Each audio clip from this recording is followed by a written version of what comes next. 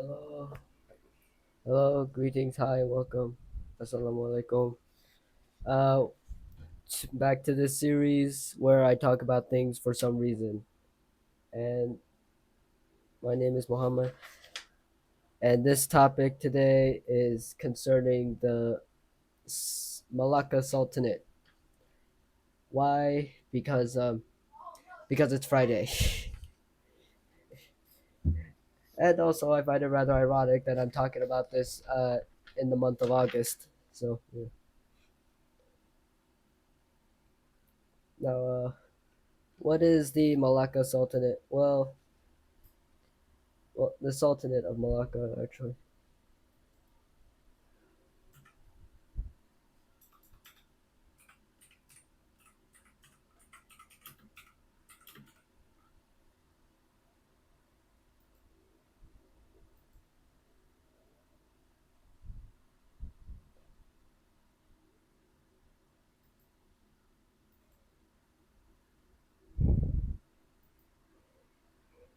It was this vast nation that spread from the Malay Peninsula all the way around here, from uh, from the port city of Malacca all the way around. Malacca itself still stands today as the state of Malacca, but during the 15th century, this is what Malacca once was. Now, how did this state came to be? Um, there are some conflicted sources, so I'm just going with my gut on what's right here. I don't know, but basically,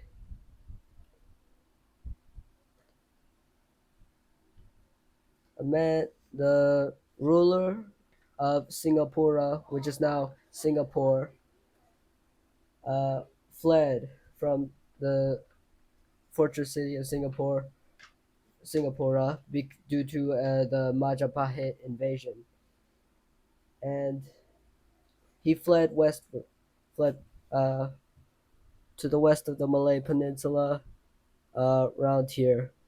Now, it was said that here that there was a fishing village that had like a ton of people that was already living there.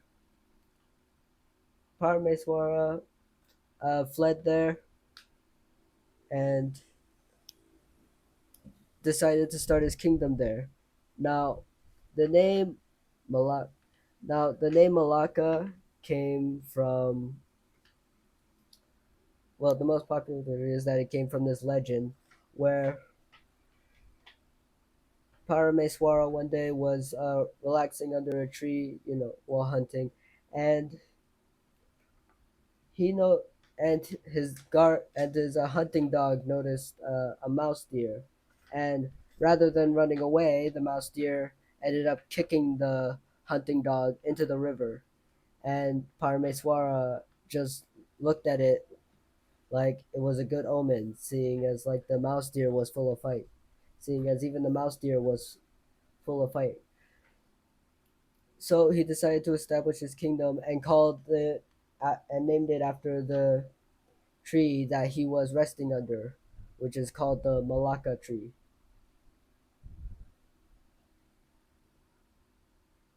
The fishing village, Malacca was well placed strategically around here, off, and Parameswara employed the help of sailors, pirates, and stuff to lead people to Malacca to pay taxes and in return for protection against pirates. And ships came by and went trading with Malacca, making it pretty rich.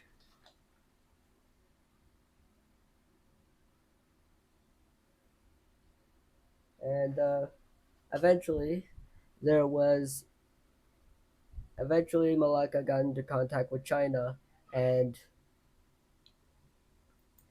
a Chinese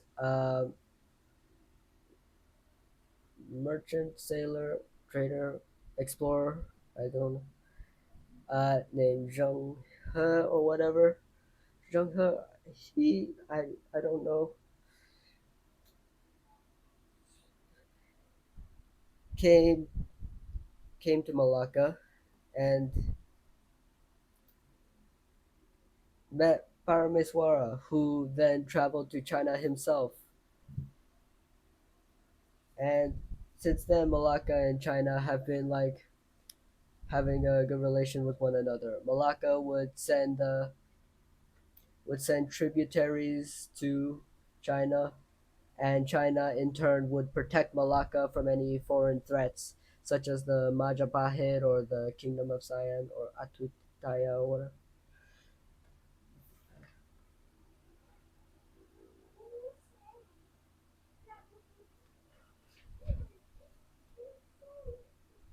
Eventually, you know, with all the Arabic traders and Muslim traders going through, eventually Malacca would become people would begin converting Malacca to Islam, because Malacca was a Hindu kingdom before. Even the ruler of Malacca became Muslim and conformed the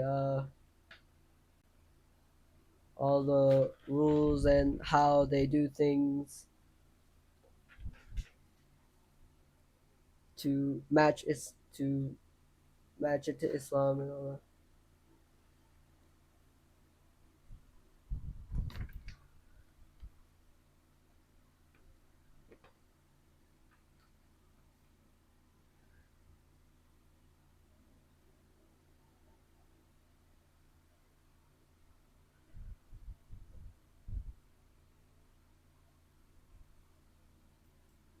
No,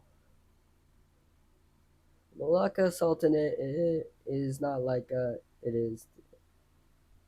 The Malacca Sultanate is was became very rich due to their large, abundant trade. They kept the surrounding area safe from pirates, so people willingly went through here, and they traded with Malacca, who traded their stuff back to other people, and you know, and with all these different goods coming from east to west, from west to east, Malacca had a lot of things. Now, how did Malacca fall? Is a question I will quickly ask Wikipedia.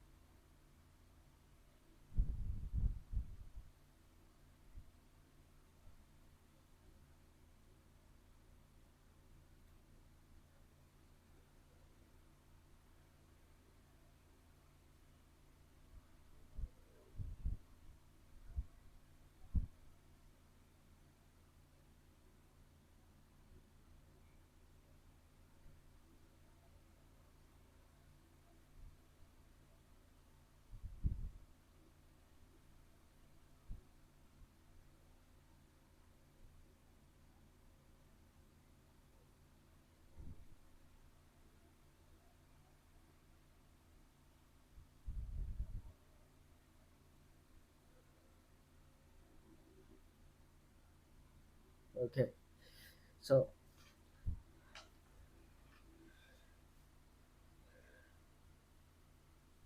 with how famous and rich that Malacca was getting, it was getting a lot of spices too.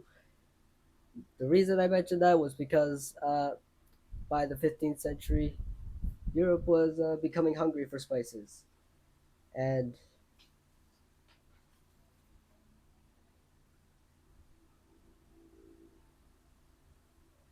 the Portuguese, obviously, people know the Portuguese around the world, traveled around the world for spices. Well, they went to control the spice trade from the source, and well, that may not be right, but they went to Malacca, and originally the Portuguese were simply going there to simply trade with the Moluccans, you know. But the Tamil Muslims, right,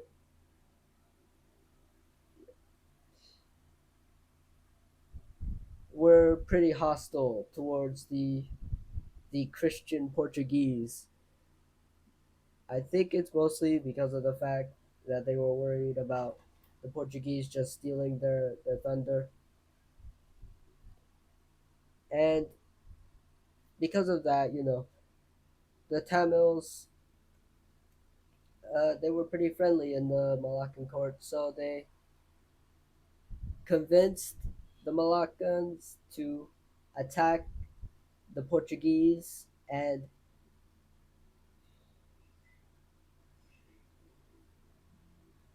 the Portuguese managed to escape, but they had to leave like several of their men behind, and this had caused the Portuguese to retaliate in turn, and they sent ships to take Malacca.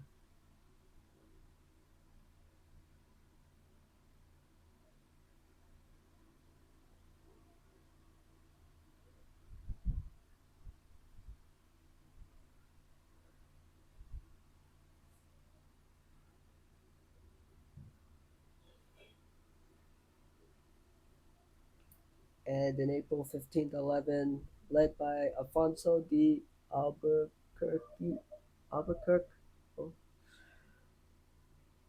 led the armada to Malacca to sever its solid Venetian trade.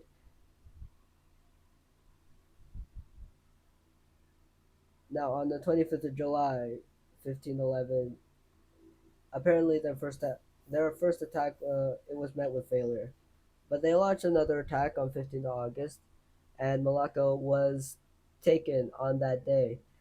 And the Portuguese then constructed a fortress called A Famosa using rocks and stones taken from Muslim graves, mosques, and other buildings, and then proceeded to place like several churches and convents, a bishop's palace, an administrative building, and governor's palace were built.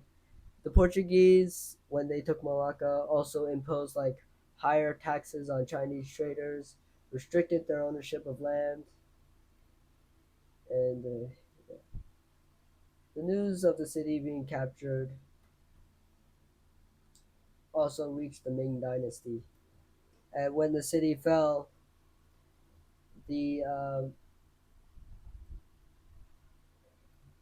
think